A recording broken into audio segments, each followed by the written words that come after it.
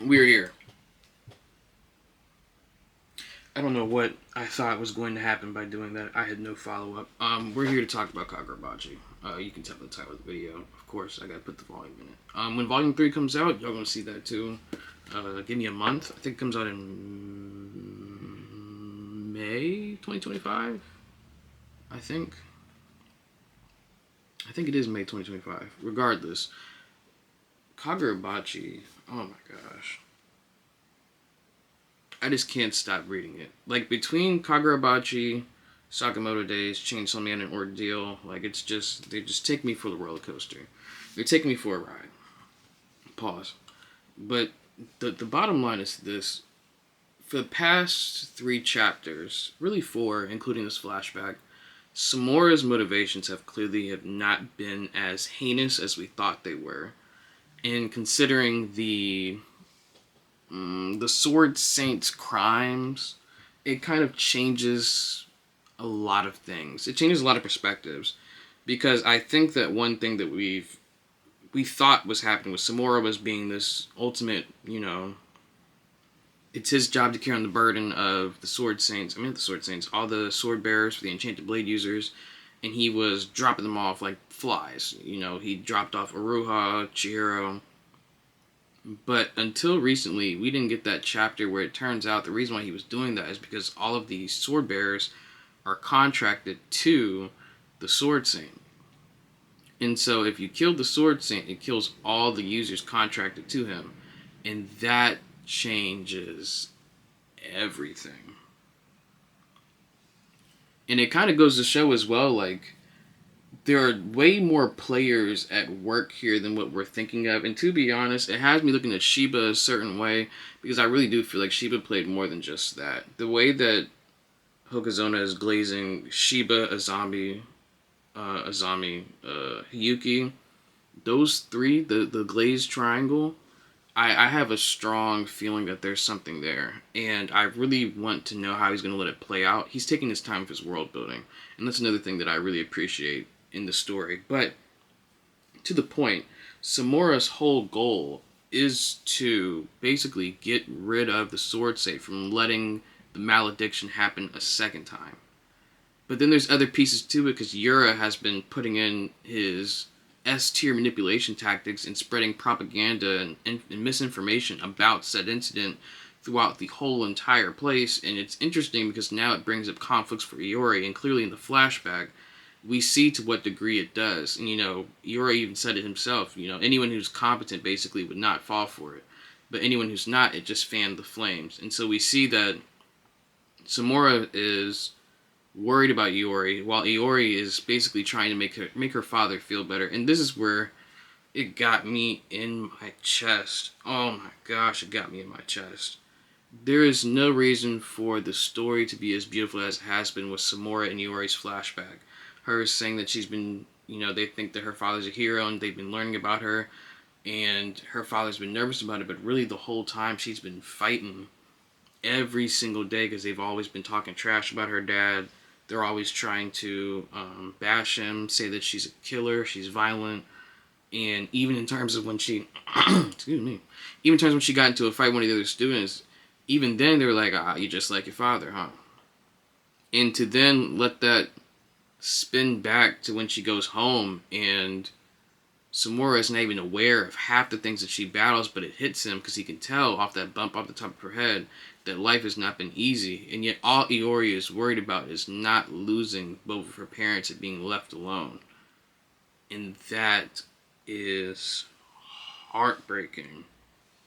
And it definitely goes to show the depth of both characters, and it makes it such a beautiful moment, but it also has me concerned because now Iori coming to fruition with her memories coming back because the seal's been broken, she'll now remember herself as Samura's daughter, and how Samura will react upon knowing this. I'm really interested to see those interactions, but something that I think stands true is that they're two different parallels between Iori and Samura. For example, Samura blinded himself so that way he couldn't see the atrocities that would happen in the war. And to see the damage that's been done. And yet Iori, in practice in martial arts, she closes her eyes anyway to not have to see the violence. And it's like, she admires Samura and she's taking after him. And it's such a beautiful. There's so many small, beautiful details that they do to show Iori's admiration for her father, but it also on the back end it shows Samura's concern for his daughter. To think that when Samura's daughter is, in peril after hearing Yura and Samura's conversation, she locked herself, she's crying and everything. And you could see Samura's hesitation to even open the door because he's not sure what he's going to walk in on due to the fact that he knows what it would be like to be his daughter and the thoughts he's having. I mean, granted, he should have busted in the door anyway, but it sucks that from that day onward, Samura made an executive decision to be like, your life is better without me there. And that's where, yeah, and that's where it gets, yeah, it cut like a knife. Where are the onions? Where are the onions? Show me where the onions are. Because it almost made me tear up. But Kagurabachi is doing something really good, and I wonder if this is setting up Iori to be a full-fledged cast member, as opposed to like this small moment where she's showing off skills and whatnot, and then she'll go back to being a student. And I wonder how Samura pops up, especially how Yura pops up, because one thing that Yura has been doing, he's been fanning flames all the way around. But with that being said, the biggest thing that's interesting to me is the end of the chapter. And let me make sure I got the right pages up, because I feel like I did not do the right pages, because I was reading it the other day and then I reread it again, and then it's just as simple as like those finals pages. We realize that there's a bigger op in the background than what we think. Like, it's not anyone who had information privy to where Rokuhira was staying is like higher ups at Kabunabi or high government officials. And so what we have here now is a data breach. We have someone is out here being the op. There's an informant somewhere, and I really would not like it to be Shiba at all. But Yura has some type of pull and has some type of insider that gives him information of such. Like, someone is working behind closed doors against us. And that's an added plot element, because now what are their goals for doing this? Then you have Yura's goals. Is Yura's goal just to be chaotic? What's his goal? What's the informant's goal? What's Samura's goal after the malediction is done? If the malediction does happen, then what do we do from here? And ultimately, I think where we go from here is, I think that, number one, Chihiro needs to find out the truth of who actually killed his father. And what I think it'll do is it'll allow him to pick up the hammer.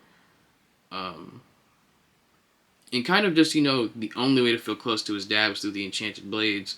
And I think what better way than to, either he's going to build a new sword, or he's going to continue to improve upon Inten, because that's the only sword that's not in contract with the Sword Saint. And so these are all moving pieces, but it's done so beautifully, and it's he's taking his time too. And it only makes me concerned about how many people are actually confirmed dead.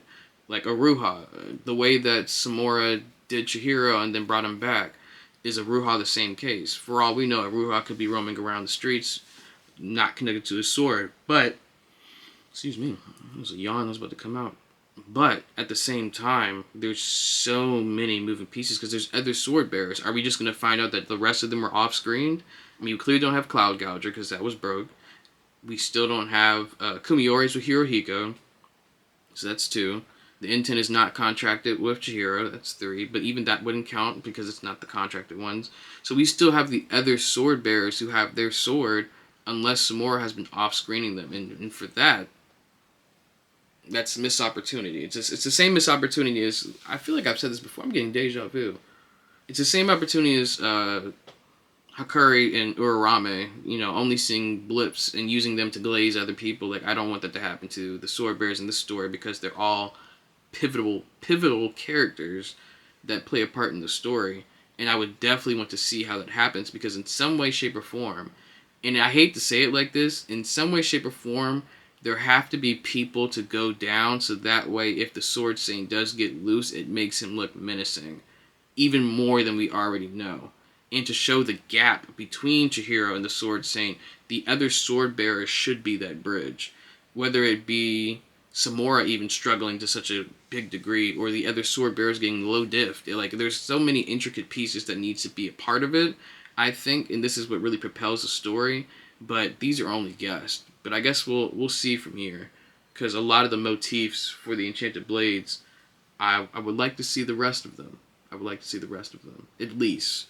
I think it would do the series a disservice if we know about all these swords and yet only see 3, and barely 3, 4 actually. We saw Cloud Gouger, Inten, Hirohiko used Iruha's Komayuri like a couple times, so we can't count that for real. So I'm gonna put that down. The Shinsui we saw, I mean the Shisui, we saw that. Well, Shinichi, we saw that. Still not the same applications with the Sword Saint would use, so I can't count that. We saw Samura, but even Samura barely used. There's so much unknown. There's so much unknown, and there's just too many unknowns that we need to see play out. And that's just my 2 cents about it. But the Kagurabachi chapter is coming out in a few days. By the time I record and upload this video, it'll probably be Friday. And so in a couple of days, we'll have the next chapter coming out. And I'm going to try to upload closer to when the chapter comes out. That's my plan. So I'm going to shift my schedule around. But nonetheless, I'm excited. I'm excited for this. And this is one of the few series that I've been reading that reminds me of Naruto with a little bit of Jujutsu Kaisen. And so it just feels, the pacing feels so different. It feels like everything will be worthwhile. But I don't want to get my hopes up, because as for many series I've just mentioned, Naruto and Jujutsu Kaisen, I don't want Kagurabachi to lose its freshness. And we'll just hope for the best. Y'all be easy. Peace.